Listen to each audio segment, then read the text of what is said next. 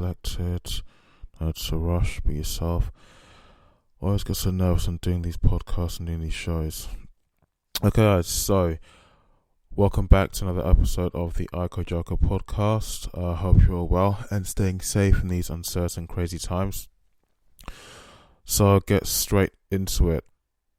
Even though there hasn't been a fight within the UFC yet, or I'm not sure if the other organizations won championship or not, Bellator did not had one either, but the UFC, which is one that everybody talks about so much that they think it's an actual sport in itself. They've not had an event yet, but nonetheless, I guess straight into what's been happening, what I've been seeing. So first up, the anticipated fight between Dustin Poirier and Conor Mcgregor at UFC 257. So both guys are preparing for the match, or what will be, if you agree with me or not, or if you agree with other people out there, what will be a rematch, because they fought before at UFC 178.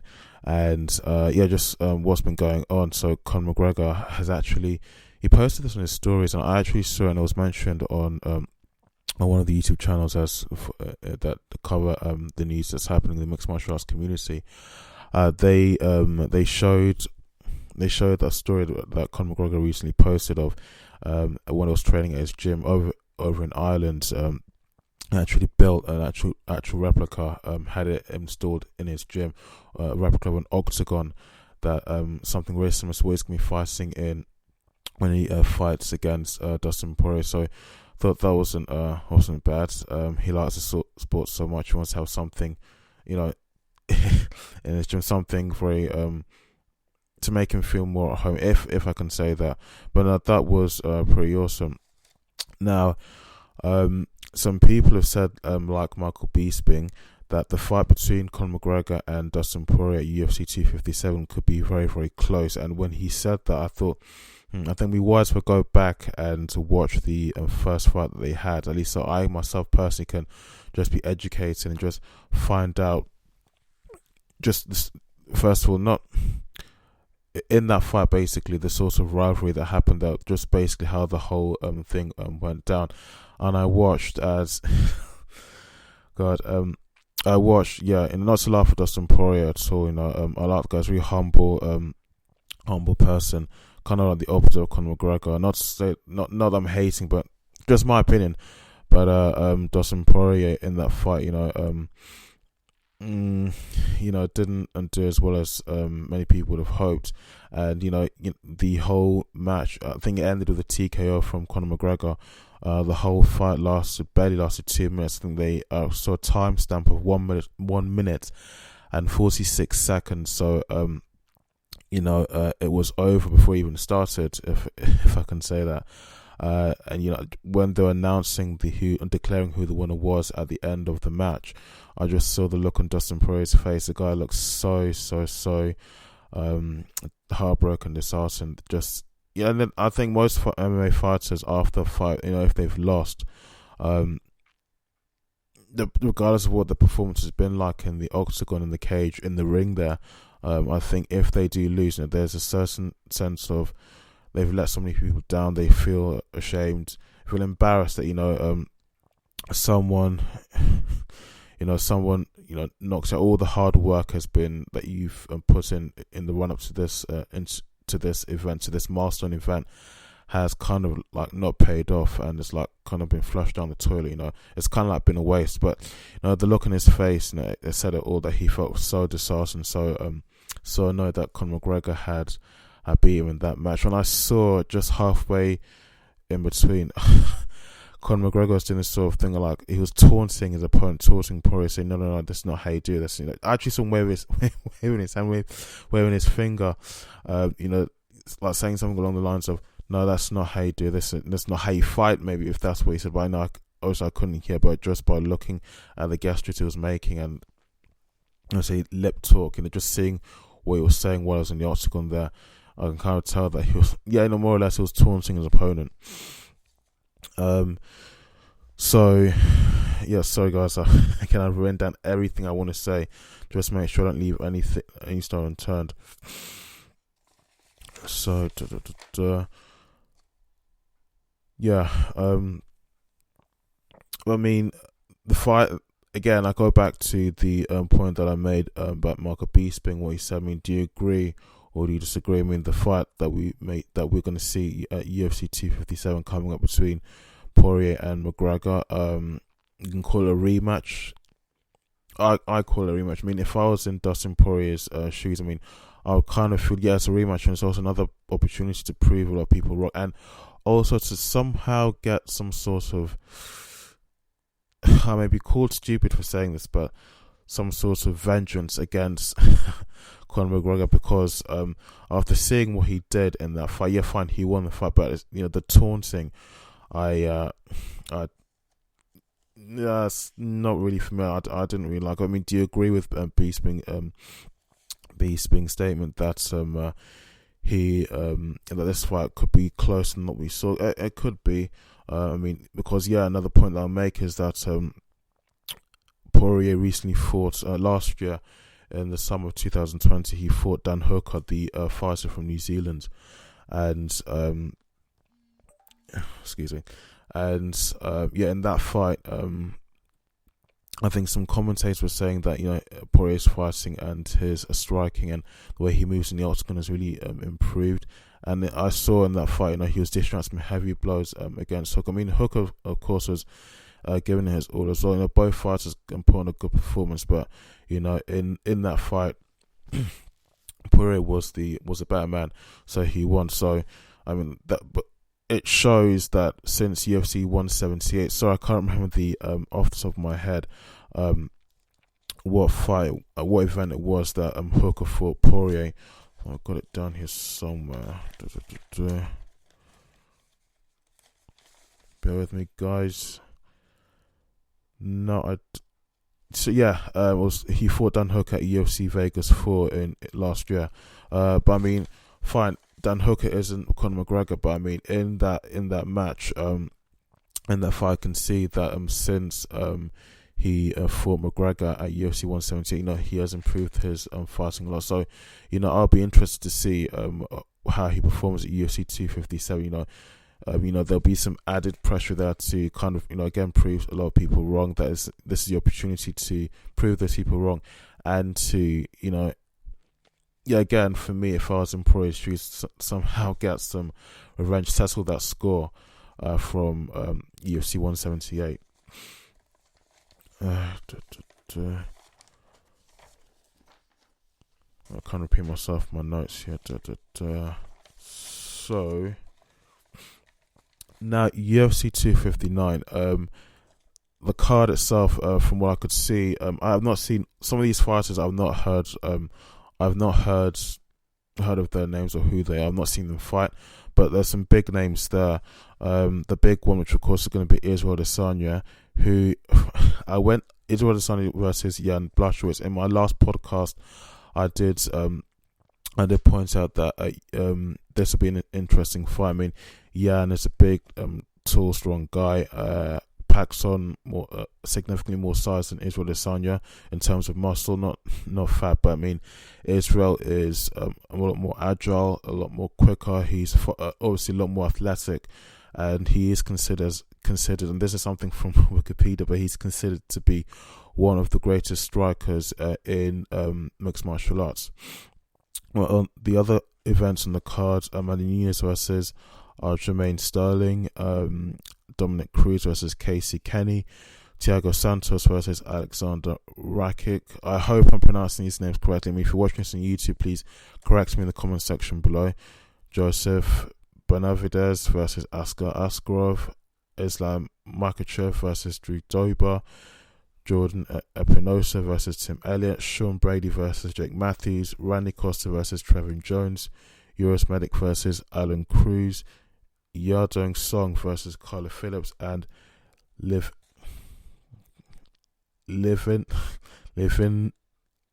Sosa versus Amanda Lemos. So there's I've not heard of these people before. But I mean, there are some big names there, such as Dominic Cruz, Amanda Nunes, and Israel Adesanya. So it's a pretty big event, and there's quite a stats card. do some moving on. Yeah, I really want to get into the Israel Adesanya versus Jan Blachowicz, because in my last podcast, a close friend of Jan's, the former strawweight champion for the females, for the one of the weight divisions for the females, the women, Joanna. I need to get really good at pronouncing these names. Joanna Jed Retrisik, something like that. But I mean, you guys know who I'm talking about. If I've gotten her name wrong, correct me in the comment section below. But she said, I mentioned this in my most recent podcast, my last podcast, that she's a close friend of Jan's, and I respect her for being honest, and more or less kind of going against her friend, but she was being honest and being truthful, giving her honest opinion. She said that in that fight, Jan has a lot to lose, but Israel Adesanya has a lot of the advantage. He's a lot quicker, much more athletic, a lot more agile, much more flexible. So he'll be throwing strikes at the same time. And I've heard other people say this in their own podcasts, that he'll gradually wear his opponent down by picking his opponent apart. And I saw that with Paulo Costa when he fought him. I have forgotten the Paulo Costa at UFC 253. And in that fight, I have to say, I was speaking with my friend Charlie, that I've mentioned so many times in my videos and in my podcasts. I'm trying to get him on the podcast, but for some reason he doesn't like recording videos. Maybe that will change in the future, I don't know. But he said that in that match, Paulo Costa more or less was standing there like a statue. And I kind of agree, because watching that fight, the opponent that got the ball rolling was Israel Adesanya by throwing in strikes, leg kicks, high leg kicks, and Paulo Costa was more or less like kind of like waiting for the right time to like pounce and to attack his opponent. And this again, another someone who's much more committed to the sport than myself, because I'm still learning so much. They even said that it was like he was just waiting for the perfect opportunity to attack, which was while just waiting, just more or less taking shots at the same time, trying to how do I say this without sounding silly, but he was, it did look like he was more or less like being immobile and just standing like a statue for most of the rounds, but he was kind of like wasting time, just waiting for the perfect time to take his opponent down, and that opportunity just didn't come. Israel Adesanya just finished the fight really quickly and did that silly gesture at the end of the fight and dry humping his opponent. But so I mean, he really Paulo Costa really let himself down. He didn't defend himself well enough, and he didn't really attack, and that's just, even this podcast thing was still learning how to that's just one example of just, it's one of the things to expect from Adesanya in the upcoming fight against Jan at UFC 259. Again, he's considered as one of the best strikers in mixed martial arts. So and I said this myself to Charlie the other day, and I kind of made up my mind about it based on all the evidence I was gathering from the other podcasts I was listening to, and just by watching Adesanya's fights with particularly the one with Paulo Costa. And has a record, I think he's been fighting the UFC for the past 2 to 3 years, and this guy hasn't lost a single match. I looked at his record, it's just a straight green line there against every opponent he's fought. It's just win. Whatever the fight's been, whether it's kickboxing, MMA, or whatever combat sport to do with MMA or any other similar sport, he's always had a win, never a loss. So that's really, really impressive. And I made up my mind that this guy, if I was to bet my money, it would be on him. You need to calm down. We're doing this podcast, nothing to be nervous about. I would put my money in Israel Adesanya, and I believe he'll be the favourite to win. 90% of the people that I've listened to, even spoken to, they've all said that he will come out as the better fighter, the better man in this fight.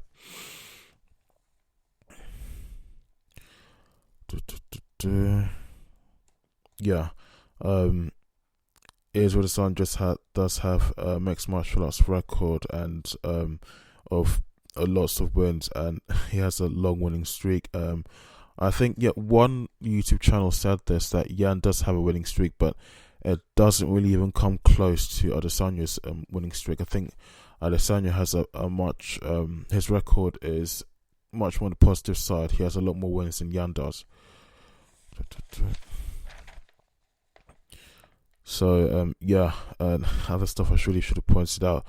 He's fought Paulo Costa. This is Adesanya. He's fought Paulo Costa at UFC 253.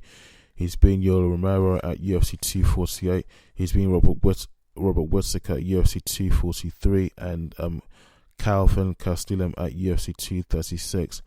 He's been Marvin Vettori, who recently had a win just before Christmas last year. He's been him at UFC on Fox 29.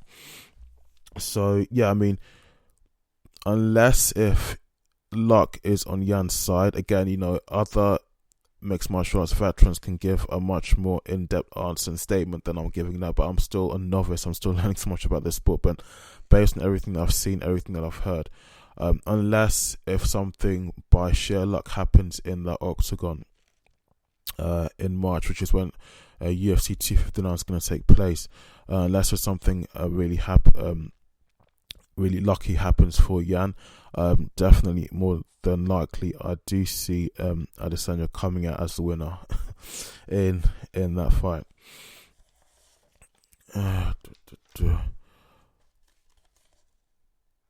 Okay.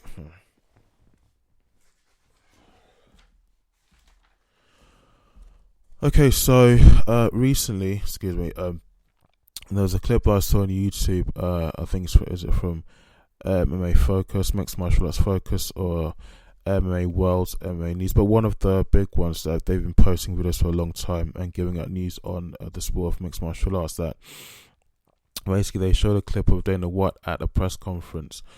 I can't remember which event it was for, but he was saying that he would like to see Khabib come out of retirement to fight Conor McGregor. Excuse me, guys. Just calm down. There's nothing to be nervous about. You're looking and sounding silly now. I'm sure everybody knows that the last fight that Khabib had which was against Dustin Gaethje.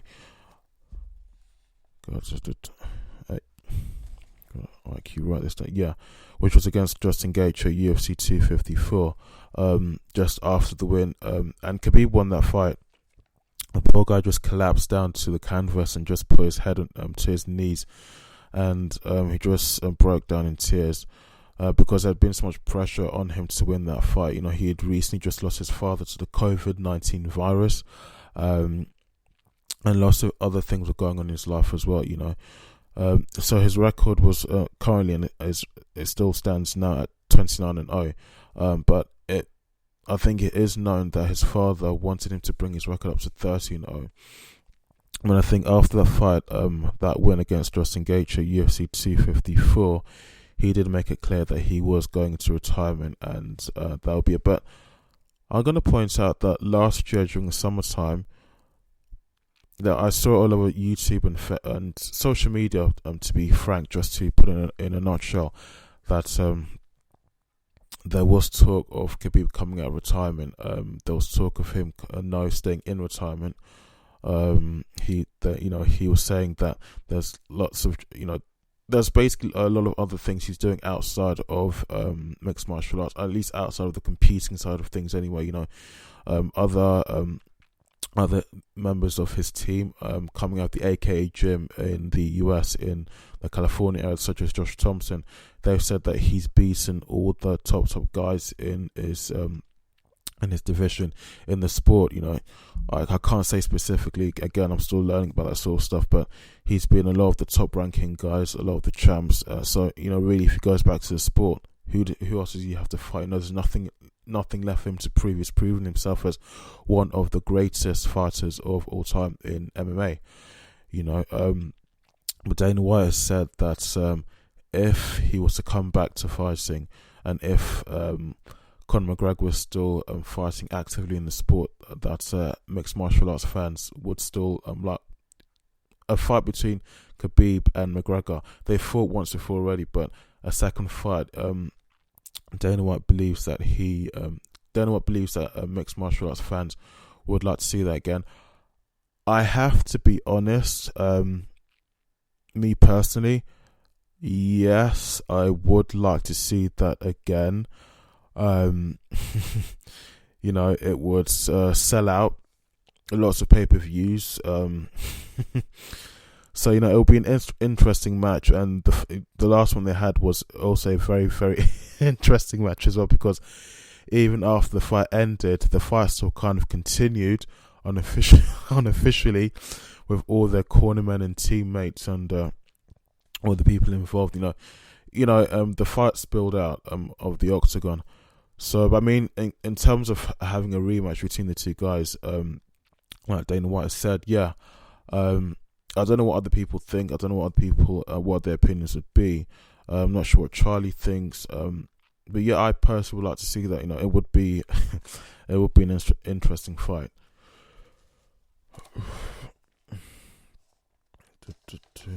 But at the same time, I write down here, of course, Khabib would have to agree to that, and at the same time, despite what fans think, despite what Dana thinks, Khabib would have to agree to that, and Conor would also have to agree to that. There's also, if they don't want to fight, if Khabib doesn't want to come out of retirement, then unfortunately it's not gonna happen.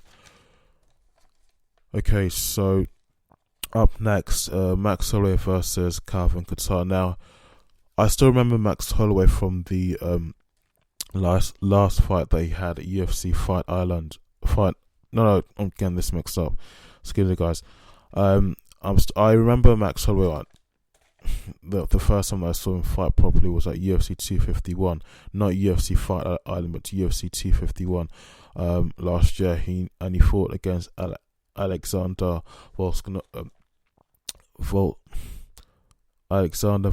Volkanovski.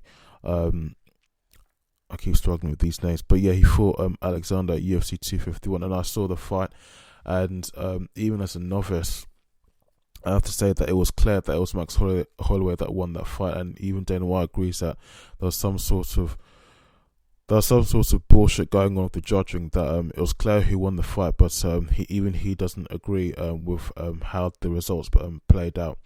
And his opponent did come out and said that he's looking forward to the fight, and he has a lot of respect for his opponent, and he agrees that basically at the last fight that Max Holloway had, he was fucked over, that he was a clear winner in that matchup. So I won't talk too much about that. I mean, although as a novice looking in on something I'm still learning about, yeah, it's clear to see that it's clear to see who the winner is, because you can see basically who's really giving it all, who's dishing out the most strikes, who is taking the most blows. Of course, is losing a lot of points, and basically he's been taken down the most, again, is losing lots of points also. But so in those sort of scenarios, you can kind of judge yourself who the winner is. Also, it seems that at UFC 257 they will be allowing fans to be in the arena in the stadium. So that will kind of, well, for me, what I wanted to say is that since the pandemic has started, arenas and venues have been empty, so basically kind of the microphone can now pick up the other sounds, such as the voices of even the opponents in the cage when they say something to each other, and also the voices of the cornermen when they're shouting kind of instructions and words of encouragement to their teammate who's fighting in the octagon. So for me, that was quite interesting, just to hear the words, and just, it kind of gives me a much more in-depth insight to just what goes on in the sport. But when you bring back the crowds and everything, okay, that's good, that's nice, but it kind of takes away from the just hearing those what those people are saying to their opponents, and can't, again, for me, like a novice, it's learning something new. but you should bring back the crowds. It does bring back the factor of excitement for a match, especially for a match between an opponent such as Conor McGregor and Dustin Poirier. So that I guess. Why am I so nervous doing this podcast and just talking and nobody's watching me? But I guess maybe I'm nervous because a lot of people can be listening to this if they listen to this far. But yeah, back to what I was saying. Bringing back the crowds again does bring back the excitement factor. That wow factor, especially for an organization such as the UFC. So yeah, that excitement factor. It'll be nice to have that back again.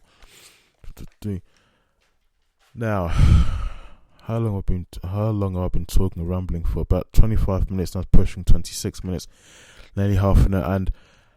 And I'm not a hater, but I like to be honest and to give my no bullshit opinion, because that's one of the things I do like about this sport. Unlike the other sports such as football, baseball, rugby and basketball, a lot of the athletes manage to get away with a lot of bullshit inside the court or the baseball field and outside of the sport, the lot of stupid stuff they get up to. But in MMA, it's you get a feeling that you're in the sport when you really have to give it your all. Otherwise you're in the wrong place, basically. But I've always kind of had this impression that it's a no bullshit sport. A lot of the fighters, there's a particular reason as to why they went into this sport.